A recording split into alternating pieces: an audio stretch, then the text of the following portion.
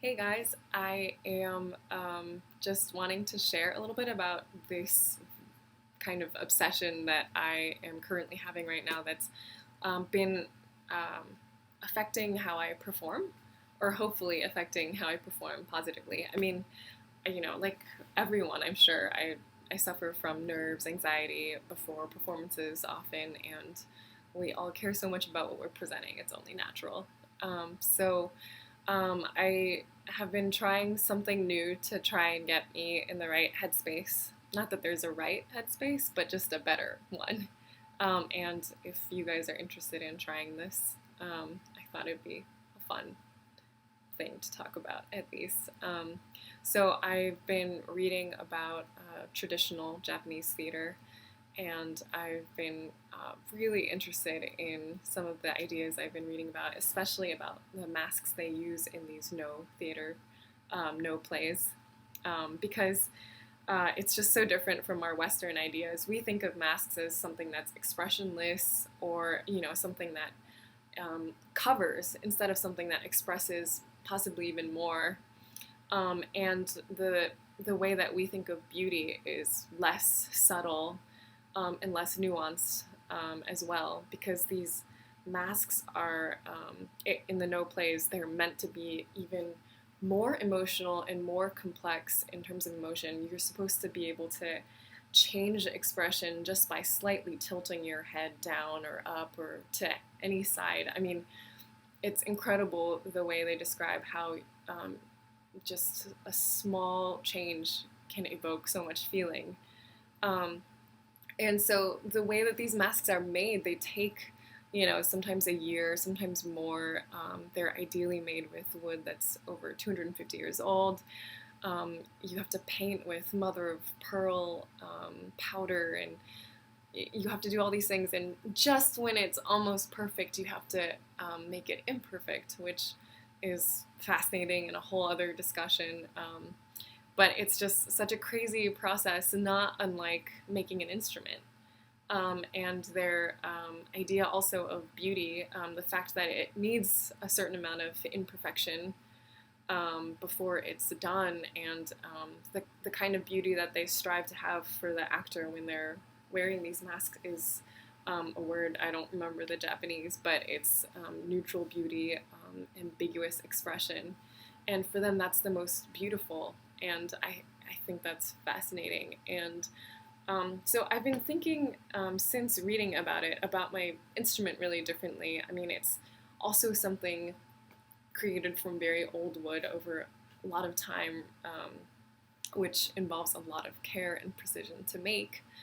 And I've been thinking about its own neutral beauty. Like too often I think of my violin as a tool for me to express, and this was kind of a really interesting way to think about it differently. The One of the books I talks about this beautiful moment before the play begins. It's like the place between the dressing room and the stage is called the mirror room, and that's when the actor puts on the mask.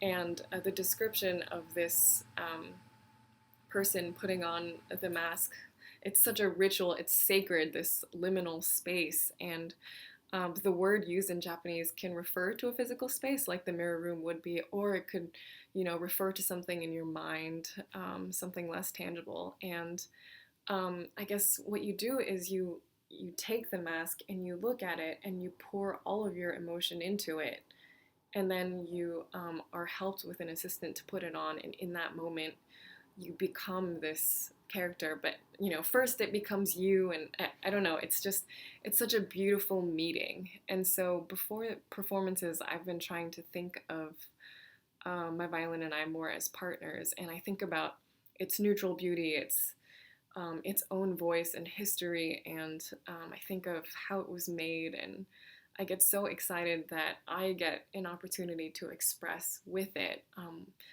And I mean, we all kind of know, like, yeah, every instrument is different and is going to sound different, but now I think about how I want to bring out my instrument's, differences, its own subtle beauties, that no other instrument has. And that's been transforming my practice. I'll practice something instead of being like, oh, I just want to sound beautiful and good and clean like all of these other players playing their instruments.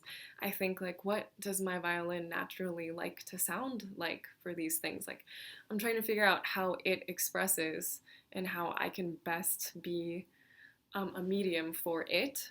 And I don't know, it's been really beautiful. So yeah, before these performances, I'll just have a moment where I pretend like I'm looking at it for the first time. And I'm so excited to play it. I mean, it doesn't super help me with nerves because I get really excited about it, but at least it's positive nerves. And then, I don't know, I don't know at all what it's like for actual no actors, but it's really moving to try and put my trust and emotions into the instrument and then to like put it on my body like a mask. And I mean, these masks are also made so carefully on the inside because these no actors chant and they have to resonate using these instruments too. So I don't know. So those are my thoughts on this new, really exciting thing that I hope that I can read about and learn about some more.